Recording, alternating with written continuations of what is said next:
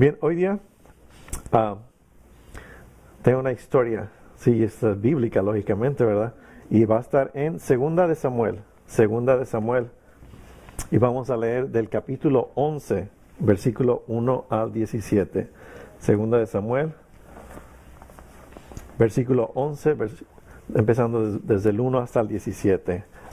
Yo creo que la mayoría de nosotros estamos familiarizados con esta historia. Se trata de el rey David y su pecado. Este hombre de Dios, ¿verdad?, que cometió pecado, pero a la misma vez vamos a ver qué es lo que él hizo en esa situación. Empezamos.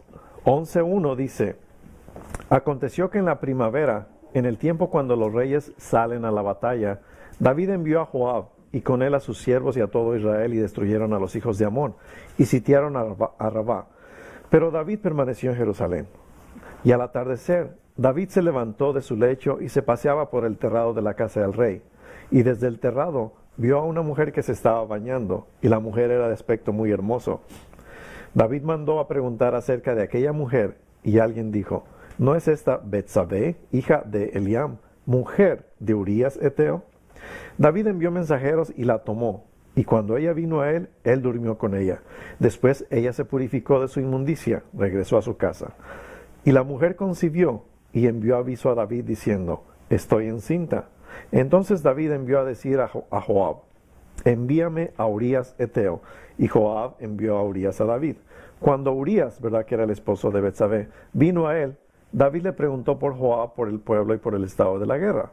Después dijo David a Urías: desciende a tu casa y lava tus pies. Salió Urías de la casa del rey, y tras él fue enviado un obsequio del rey. Pero Urías durmió a la entrada de la casa del rey con todos los siervos de su señor, y no bajó a su casa. Cuando se lo contaron a David diciendo: Urías no bajó a su casa, David dijo a Urías: ¿no has venido de hacer un viaje? ¿Por qué no bajaste a tu casa? Y Urías respondió a David: el arca, Israel y Judá están bajo tiendas, y mi señor Joab y los siervos de mi señor acompañan a campo abierto. ¿He de ir yo a mi casa para comer, beber y acostarme con mi mujer? Por tu vida y la vida de tu alma que no haré tal cosa. Entonces David dijo a Urías: quédate aquí hoy también, y mañana te dejaré ir. Y se quedó Urías en Jerusalén aquel día y el siguiente, y David lo convidó a comer y a beber con él, y lo embriagó. Al anochecer, Urías salió a acostarse en su cama con los siervos de su señor, pero no descendió a su casa. Y aconteció a la mañana siguiente que David escribió una carta a Joab y la envió por mano de Urías. En la carta había escrito: poned a Urías al frente de la batalla más reñida y retiraos de él para que sea herido y muera. Así que cuando Joab asediaba la ciudad, puso a Urías en el lugar donde sabía que había hombres valientes, y los hombres de la ciudad salieron y pelearon contra Joab.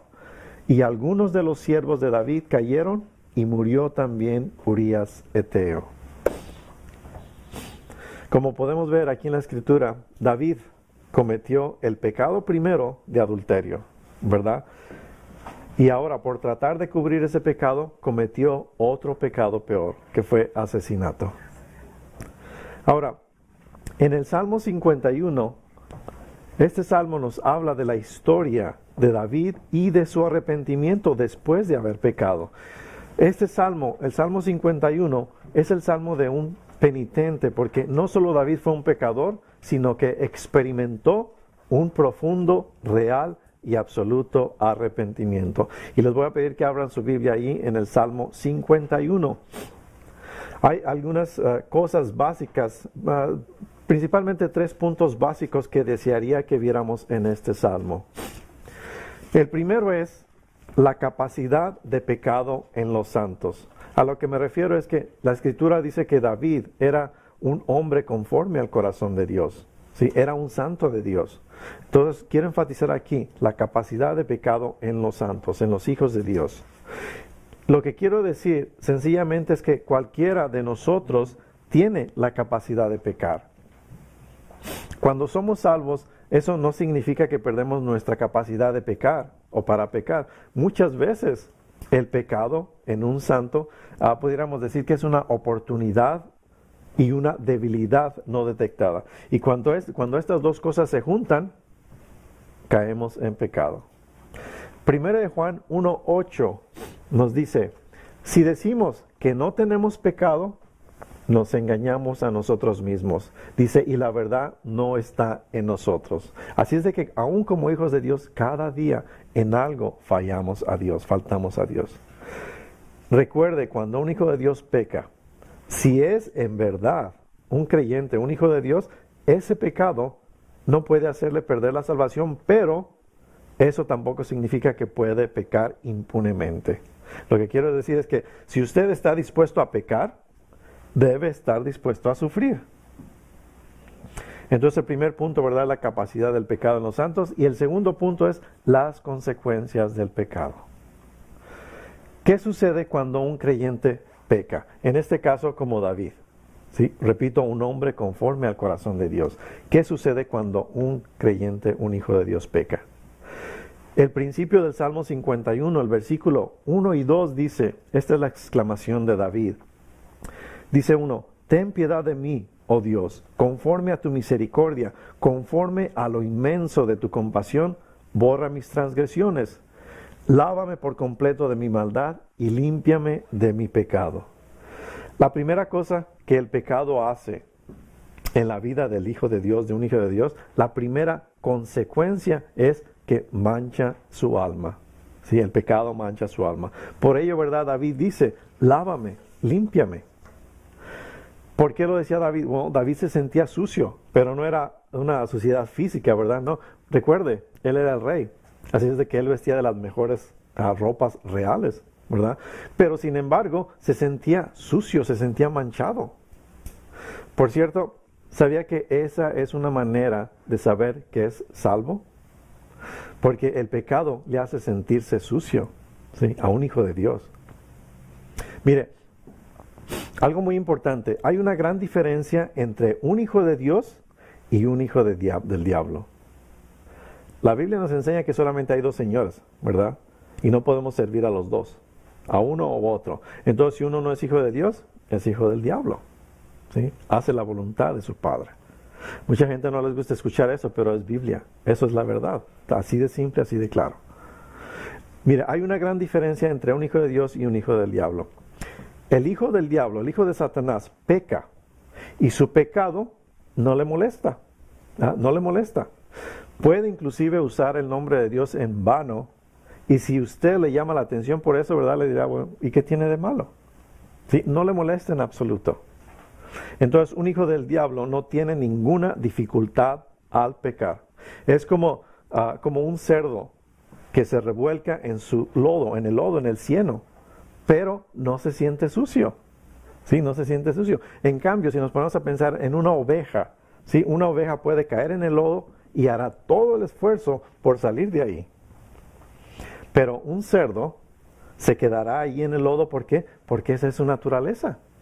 Esa es su naturaleza. La diferencia entonces, ¿verdad?, entre el hijo de Dios y un hijo de Satanás es que el hijo de Dios, sí, puede caer en pecado, pero lo aborrece. Lo aborrece. Mientras que el hijo de Satanás, el hijo del diablo, busca el pecado y aún más se complace en él. Sí, se complace en él. Entonces podemos ver aquí, David pecó, pero se sentía sucio, se sentía manchado. Por eso pidió a Dios que le limpiara, que le lavara.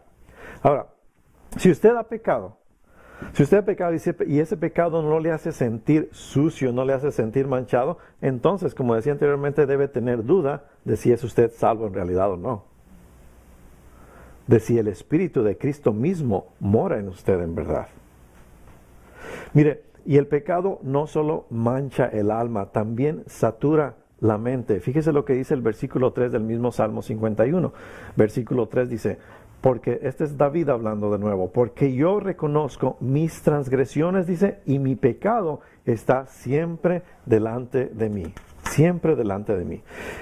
Lo que había hecho David, noche y día hacía eco en su conciencia. No podía deshacerse de eso, estaba ahí como dijéramos, como una marca, como una herida, ¿sí?, que saturaba su mente.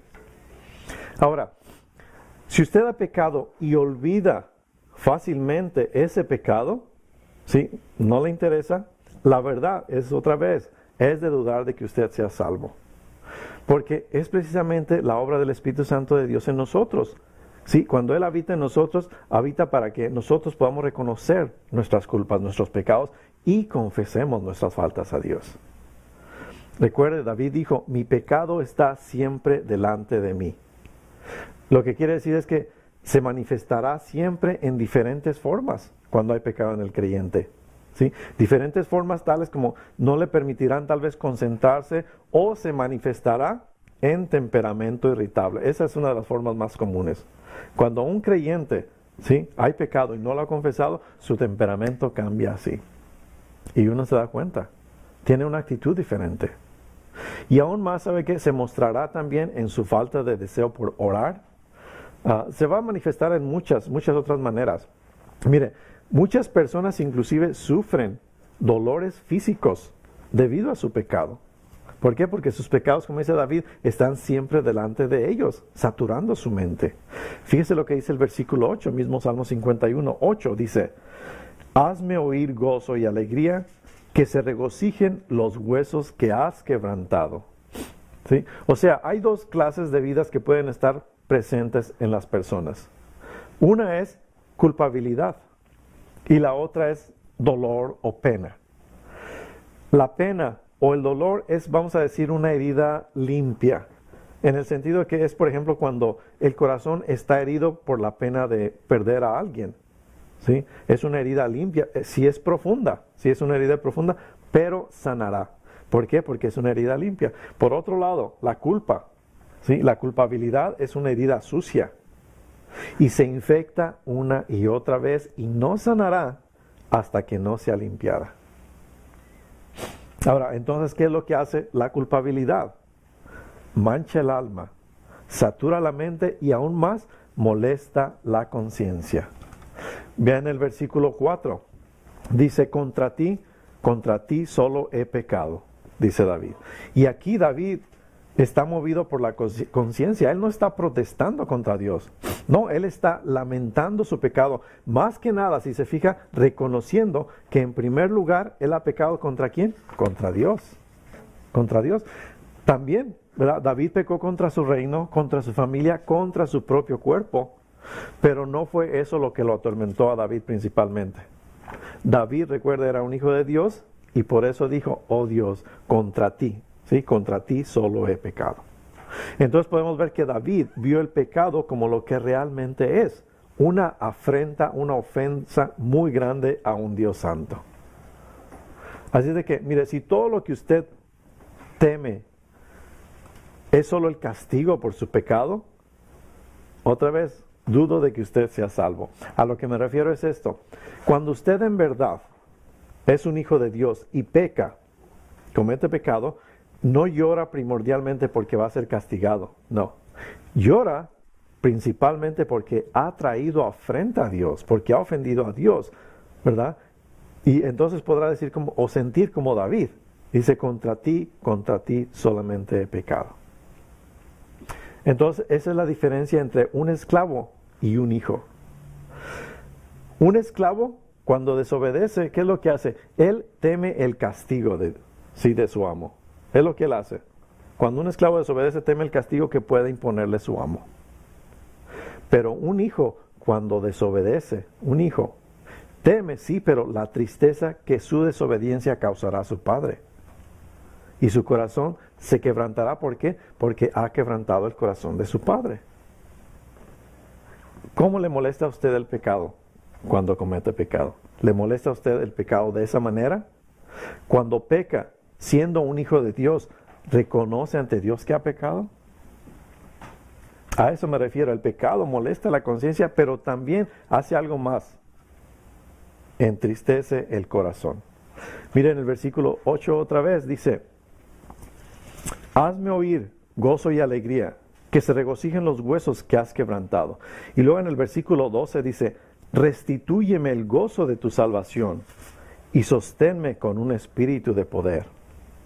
Si se fija aquí, David no está pidiendo que su salvación le sea restaurada. ¿Por qué? Porque usted puede ser salvo y sentirse miserable. David aquí se siente miserable, pero es salvo, es un hijo de Dios, por ello, ¿verdad? Él está orando, está clamando a Dios. Dice, vuélveme el gozo de tu salvación. No está diciendo vuélveme la salvación. Dice vuélveme el gozo de tu salvación. Mire, el hombre más miserable sobre la tierra no es el hombre que está perdido afuera en el mundo sin Dios. Nosotros pensamos eso, pero no. El hombre más miserable sobre la tierra es más bien aquel que es salvo, pero está fuera de la comunión de Dios. ¿Sí? Eso lo hace sentir a uno muy miserable.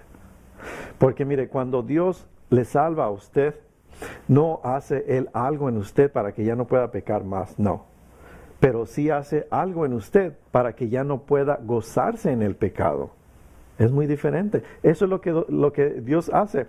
David aquí está pidiendo, dice, vuélveme el gozo de tu salvación. Ahora, ¿quiere usted saber en verdad si es que es usted salvo o está perdido en el mundo sin Dios? Haga la prueba del gozo. Es así de fácil. ¿Tiene gozo en su corazón? Un gozo, vamos a decir, indescriptible y lleno de gloria. Porque mire, tal vez usted piense, bueno, no todos estamos gozosos todo el tiempo. Usted puede decir que tiene momentos muy difíciles. Bueno, todos los tenemos. Pero permítame decirle que el gozo o al gozo se le aprecia mejor durante los tiempos difíciles precisamente. Filipenses 4:4 dice, regocijaos en el Señor siempre. Otra vez les diré, regocijaos. ¿Cuándo es que debemos regocijarnos en el Señor? Siempre. Siempre. Note que no dice, sé feliz, sé siempre feliz. No dice eso. Déjame preguntarle algo. ¿Usted quisiera estar feliz todo el tiempo? Fíjese bien lo que estoy preguntando. ¿Usted quisiera estar feliz todo el tiempo?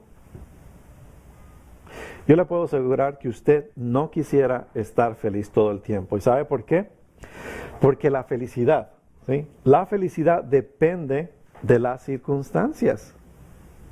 O sea, si las circunstancias son buenas, usted está feliz. Pero si las circunstancias son malas, usted es infeliz, ¿verdad? La felicidad de este mundo depende entonces de las circunstancias. Pero el gozo, ¿sí? El gozo depende de Dios, depende de Cristo. Ese es el gozo del Señor, que es nuestra fortaleza. ¿Por qué? Porque ese gozo nunca cambia. Usted puede tener ese gozo todo el tiempo. Y solo hay una cosa que puede quitarle ese gozo. Y es el pecado. El pecado. Y solo también una sola clase de pecado. ¿Cuál? El suyo propio. El suyo propio. Mire, no el pecado de alguien más, el pecado de otras personas no puede quitarle el gozo. ¿Por qué? Porque las personas no se lo dan. ¿Quién se lo dio? Cristo mismo se lo dio. Sí, por eso David dice, vuélveme el gozo de tu salvación. Si no hay gozo en su vida, es porque seguramente usted no está viviendo en el Señor Jesucristo. Tiene más prioridades en su vida. Versículo 8 una vez más dice, hazme oír gozo y alegría, que se regocijen, dice, los huesos que has quebrantado. ¿Sí? ¿Entiende el grado de culpabilidad que David sentía? Lo que David está diciendo es como, Dios me tiene bajo extrema presión y la siento hasta en mis huesos. Es como si Dios me tuviera en sus manos, ¿sí? Y comenzara a exprimirme la vida. Recuerde, Dios nos ama y no nos deja, así que prefiere exprimirnos antes que perdernos. Dios puede poner una increíble presión en nuestra vida y si esa presión continúa por algún tiempo, créame, usted se sentirá enfermo.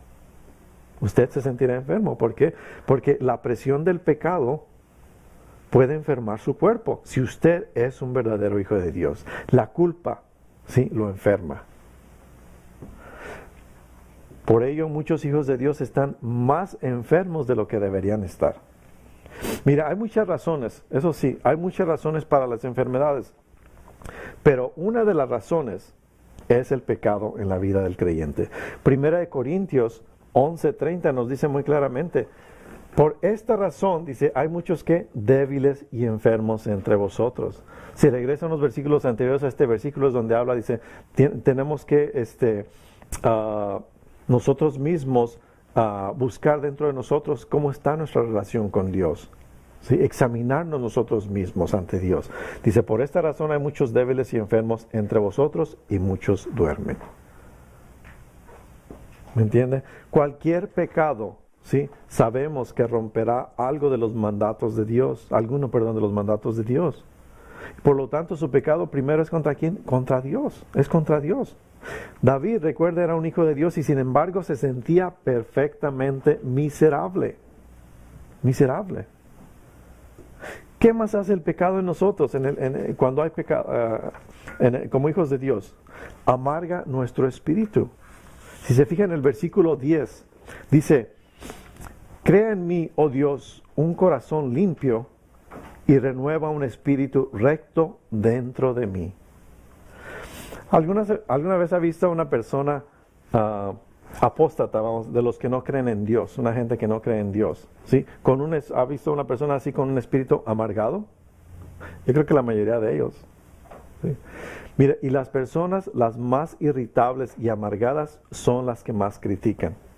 ¿Por qué? Porque se sienten miserables internamente, ¿verdad? Y si se sienten condenados y tratan aún más de esparcir su miseria a todos los demás. Nada les parece bien y encuentran faltas en todo y en todos. Ahora, en el caso de David, recuerde, David había cometido adulterio. Y para tratar de cubrir ese pecado, llegó ¿hasta qué punto? Hasta el asesinato, ¿verdad? ¿Qué fue lo que hizo Dios al respecto? Dios envió, nos dice la Escritura, al profeta Natán para que viniera a hablar con David sobre su pecado. El profeta Natán le contó al rey David la historia de un hombre, si recuerda, de este hombre que tenía una corderita como mascota. Era como su propia hija, hasta comía con él en la mesa. Déjeme leérselo. Es en la misma segunda de Samuel 12, 1 al 7. Dice así: Entonces el Señor envió a Natán a David, y vino a él y le dijo: Había dos hombres en una ciudad, el uno rico y el otro pobre. El rico tenía muchas ovejas y vacas, pero el pobre no tenía más que una corderita que él había comprado y criado, la cual había crecido junto con él y con sus hijos. Dice, comía de su pan, bebía de su copa y dormía en su seno, y era como una hija para él. Dice, vino un viajero al hombre rico, y éste no quiso tomar de sus ovejas ni de sus vacas para preparar comida para el caminante que había venido a él, sino que tomó la corderita de aquel hombre pobre y la preparó para el hombre que había venido a él. Versículo 5 dice, y se encendió la ira de David en gran manera contra aquel hombre, y dijo a Natán, al profeta, vive el Señor, que ciertamente el hombre que hizo esto merece morir, y debe pagar 4 veces por la cordera, porque hizo esto y no tuvo compasión. 7 dice, entonces Natán, el profeta, dijo a David, tú eres aquel hombre. Tú eres aquel hombre. ¿Sí? Puedes fijarse aquí, David fue muy rápido al juzgar, ¿verdad?, al hombre que había matado a la corderita. Sin embargo, él le había quitado la vida a otro hombre. Sí, fue muy rápido él para juzgar el pecado de otro, pero ciego para ver su propio pecado. Usted siempre encontrará que aquellos que se han desviado de la fe, creyentes estoy hablando, que se han desviado de la fe por la culpa del pecado, son muy, pudiéramos decir, meticulosos juzgando a los demás. Son los que tratan de ver, como dice la Escritura, la paja en el ojo ajeno sin ver la viga que tienen en su propio ojo. Tienen un espíritu de amargura. Ahora, si es usted una persona que tiene un espíritu de amargura, créame, se sentirá muchísimo mejor en el momento que tenga cuentas claras con el Señor, en el momento que confiese su pecado ante Dios. Ahora, ¿qué más hace el pecado en la vida de un hijo de Dios? Bien, no solo amarga su espíritu, sino que también sella sus labios. Fíjese lo que dice, vamos a regresar al Salmo 51 otra vez, el versículo 12 al 14. Dice 12, restitúyeme el gozo de tu salvación y sosténme con un espíritu de poder. Entonces enseñaré a los transgresores tus caminos y los pecadores se convertirán a ti. Líbrame de delitos de sangre, oh Dios, Dios de mi salvación, entonces, dice, entonces mi lengua cantará con gozo tu justicia. Mire, el pecado en la vida de un creyente, podríamos decir que cierra su boca, sella sus labios. Y es más o menos lo que está diciendo David. David está diciendo, cuando esté bien con Dios, entonces, ¿sí? Entonces predicaré su palabra, entonces cantaré alabanzas, entonces adoraré a Dios. ¿Sí? ¿Por qué? Cuando hay pecado sin confesar en el creyente, su alabanza se va marchitando, prácticamente deja de testificar, deja de compartir el evangelio de salvación. El peso de la culpa no le da la libertad. ¿Sí? Y sabe que dentro de todo esto, el enemigo, ¿verdad? Satanás aprovecha esta situación acusando al creyente. Lo hace sentir como diciéndole, ¿quién eres tú para estar testificando y diciendo a los demás que necesitan salvarse cuando tú mismo eres un mísero ejemplo? Y no tienes gozo, no tienes paz, no tienes ninguna seguridad real en tu corazón. O sea, el enemigo lo que hace es intimida a tantas personas creyentes. ¿Y sabe por qué? Porque hay pecado en su corazón y en sus vidas. Pecado no confesado. Ahora, poniendo todas estas cosas juntas, son cosas que pasan en esta vida. Y si usted se pregunta, entonces, ¿cómo uno puede regresar? ¿Cómo sobreponernos si caemos? Well, lo primero es confianza. Usted debe siempre tener confianza en que Dios todavía le ama. Note, por ejemplo, cómo David empieza su oración. El versículo 1 del Salmo 51 dice, fíjense bien, ten piedad de mí, está clamando David. Ten piedad de mí, oh Dios, conforme a tu misericordia, conforme a lo inmenso de tu compasión. Otras versiones dice, conforme a la multitud de tus misericordias. Dice, ten piedad de mí. David lo que está haciendo es, tiene confianza a su Dios. David supo que para una multitud de pecados, había una multitud grande de misericordias de parte de Dios. David sabía que era un pecador, él reconocía eso. Pero también sabía que Dios estaba lleno de misericordias. Así es de que no se deje engañar. El diablo le recordará a usted que ha pecado gravemente. Él le hará sentir que Dios no quiere saber nada de usted, que lo ha arrojado de su lado y por lo tanto usted ya no tiene ninguna esperanza. Pero esas son mentiras diabólicas, esas son mentiras solamente de Satanás. Porque escúcheme bien, no hay nada, ¿sí? No hay nada que usted pueda hacer para que Dios deje de amarle. No hay nada, recuerde eso siempre. Y se lo voy a repetir, no hay nada que usted pueda hacer para que Dios deje de amarle. No escuche, por lo tanto, las mentiras del diablo. Haga lo que hizo David. David tuvo confianza en Dios. Él mismo, ese mismo Dios que le ama a usted hoy. No importa lo que usted haya hecho o cuántas veces haya fracasado en su vida espiritual. Porque para un gran pecado hay una grande gracia. La gracia de Dios a través de su Hijo Jesucristo. Esto es confianza. Ahora, un segundo punto aquí es confesión. Note lo que David dice. Vamos al versículo 3 y 4 dice David, porque yo reconozco mis transgresiones y mi pecado está siempre delante de mí. Contra ti solo he pecado. Y he hecho lo malo, dice, delante de tus ojos, de manera que eres justo cuando hablas y sin reproche cuando juzgas. Esto es una confesión. Primera de Juan 1:9 nos dice, si confesamos nuestros pecados, Él es fiel y justo, ¿para qué? Para perdonarnos los pecados. ¿Y para qué? Para limpiarnos de toda maldad. Confesar. ¿Sí? Confesar nuestro pecado. Ahora, no solo es cuestión de admitir nuestro pecado, sino de confesarlo. Confesarlo. David lo dice claramente cuando dice contra ti. Dice, contra ti solo he pecado. Esta es la confesión delante de Dios. ¿Recuerda las palabras de Jesús? Dice en Lucas 5:32, no he venido a llamar a justos, sino a pecadores al arrepentimiento. ¿Sí? A pecadores al arrepentimiento. Porque, ¿qué opinaba Jesús sobre el pecado? Si recuerda, en la parábola del hijo pródigo, el Señor describe el pecado del hijo de la siguiente manera. Él dice, lo que hizo el hijo pródigo, dice, desperdició sus bienes, viviendo perdidamente, consumiendo sus bienes con rameras. Pero también aclara, pero cuando el hijo pródigo se arrepiente, dice, Padre, he pecado contra el cielo y contra ti. Ya no soy digno de que sea llamado tu hijo. Entonces, por lo tanto, lo que dice Jesús es, desperdiciar la vida viviendo perdidamente no es solo humanamente hiriente, es una ofensa contra el cielo, es decir, contra Dios. Esa es la naturaleza fundamental del pecado, es un ataque contra Dios. Porque cuando se trata de pecado, y escúcheme bien, cuando se trata de pecado hay algo que Dios jamás aceptará de nosotros, excusas.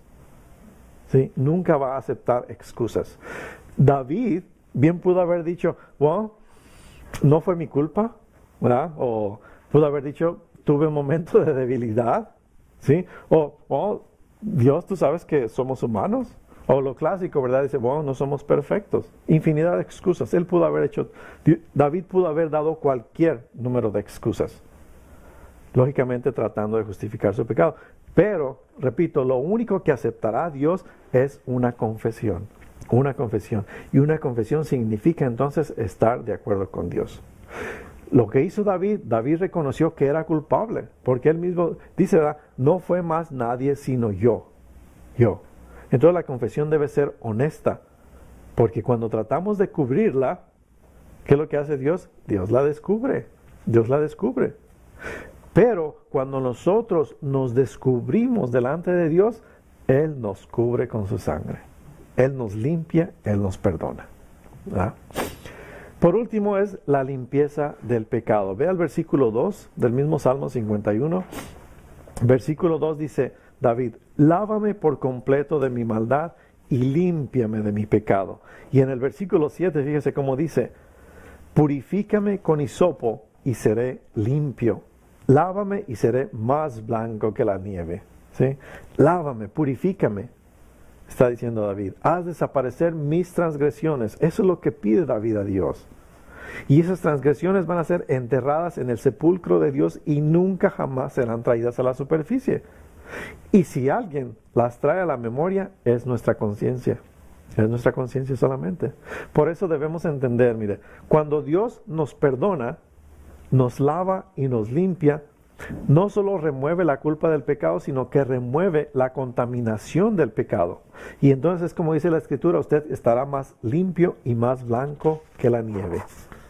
Primera de Juan 1:7 dice, la sangre de Jesús su Hijo nos limpia ¿de qué? De todo pecado. ¿Sí? Note la última parte de este versículo. ¿Nos limpia de qué? ¿De qué? De todo pecado. ¿De un pecado? ¿Dos pecados? No. Todo pecado. La sangre de Cristo nos limpia de todo pecado. Por eso cuando David dice, lávame, eso soluciona la contaminación del pecado. Y cuando él dice, purifícame, eso soluciona el poder del pecado. Y esto significa que Dios literalmente nos purifica internamente. Por eso es que ya no necesitamos llevar la carga de nuestra culpabilidad. Es como dice la Escritura, Él nos limpia de todo pecado. Él llevó a la cruz nuestras culpas, nuestra carga, para darnos libertad para servirle a Él. Así es de que si hay la capacidad de pecar y la consecuencia del pecado, pero también, gracias a Dios, hay la limpieza y purificación del pecado. Entonces, cuando se trata de pecado, hay algo que Dios jamás aceptará y son excusas. Excusas. ¿Puede ponerse de pie, por favor?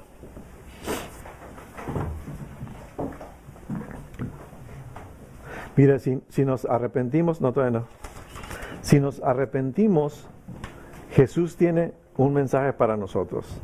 Él dice, ay de ti, ay de vosotros, si no nos arrepentimos. Así es de que el Evangelio, las buenas nuevas, es lo que la regla de Dios ha llegado en Jesús para salvar a los pecadores, ¿verdad? Antes de que llegue el reino, Él en su reino en la segunda venida. Entonces lo que Jesús exige es arrepentimiento. y se basa en el misericordioso ofrecimiento de perdonarnos. Y en la misericordiosa advertencia de que un día aquellas personas que rechazan el ofrecimiento de Dios perecerán en el juicio de Dios. ¿Ah? Piense, seamos como David. No solo reconoció que era un pecador, sino que experimentó también un profundo, real y absoluto arrepentimiento. Él reconoció su pecado. Bien, vamos a orar.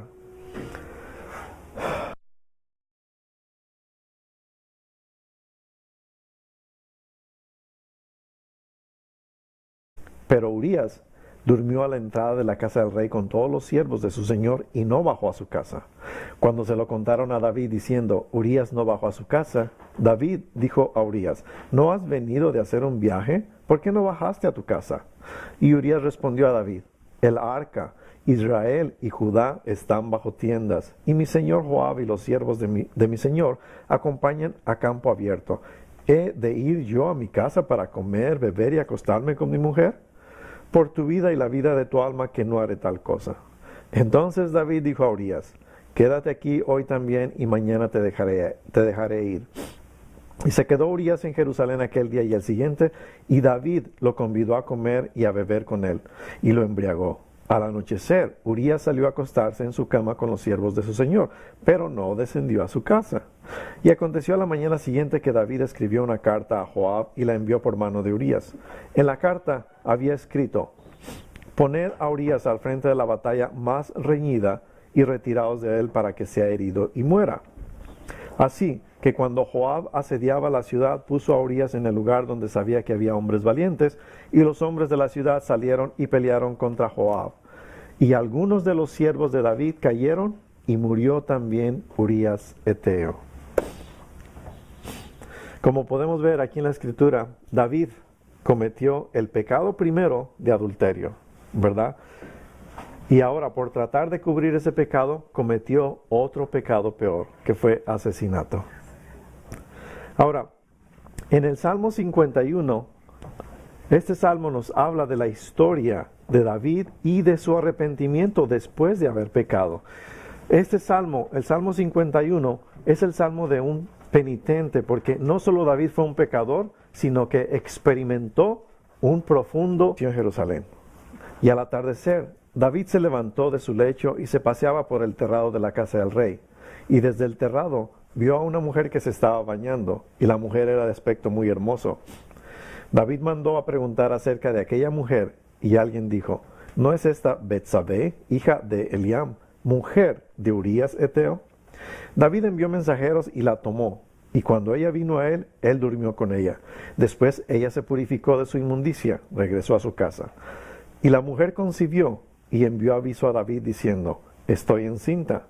Entonces David envió a decir a Joab, envíame a Urías Eteo. Y Joab envió a Urías a David. Cuando Urías, ¿verdad?, que era el esposo de Betsabé, vino a él, David le preguntó por Joab, por el pueblo y por el estado de la guerra. Después dijo David a Urías, desciende a tu casa y lava tus pies. Salió Urías de la casa del rey y tras él fue enviado un obsequio del rey. Real y absoluto arrepentimiento. Y les voy a pedir que abran su Biblia ahí en el Salmo 51. Hay algunas cosas básicas, principalmente 3 puntos básicos que desearía que viéramos en este Salmo. El primero es la capacidad de pecado en los santos. A lo que me refiero es que la Escritura dice que David era un hombre conforme al corazón de Dios. Sí, era un santo de Dios. Entonces, quiero enfatizar aquí la capacidad de pecado en los santos, en los hijos de Dios. Lo que quiero decir sencillamente es que cualquiera de nosotros tiene la capacidad de pecar. Cuando somos salvos, eso no significa que perdemos nuestra capacidad de pecar o para pecar. Muchas veces el pecado en un santo, pudiéramos decir que es una oportunidad y una debilidad no detectada. Y cuando estas dos cosas se juntan, bien, hoy día tengo una historia, sí, es bíblica, lógicamente, ¿verdad? Y va a estar en Segunda de Samuel, y vamos a leer del capítulo 11, versículo 1 al 17. Segunda de Samuel, versículo 11, empezando desde el 1 hasta el 17. Yo creo que la mayoría de nosotros estamos familiarizados con esta historia. Se trata de el rey David y su pecado. Este hombre de Dios, ¿verdad?, que cometió pecado, pero a la misma vez vamos a ver qué es lo que él hizo en esta situación. Empezamos. 11:1 dice: Aconteció que en la primavera, en el tiempo cuando los reyes salen a la batalla, David envió a Joab y con él a sus siervos y a todo Israel, y destruyeron a los hijos de Amón y sitiaron a Rabá. Pero David permaneció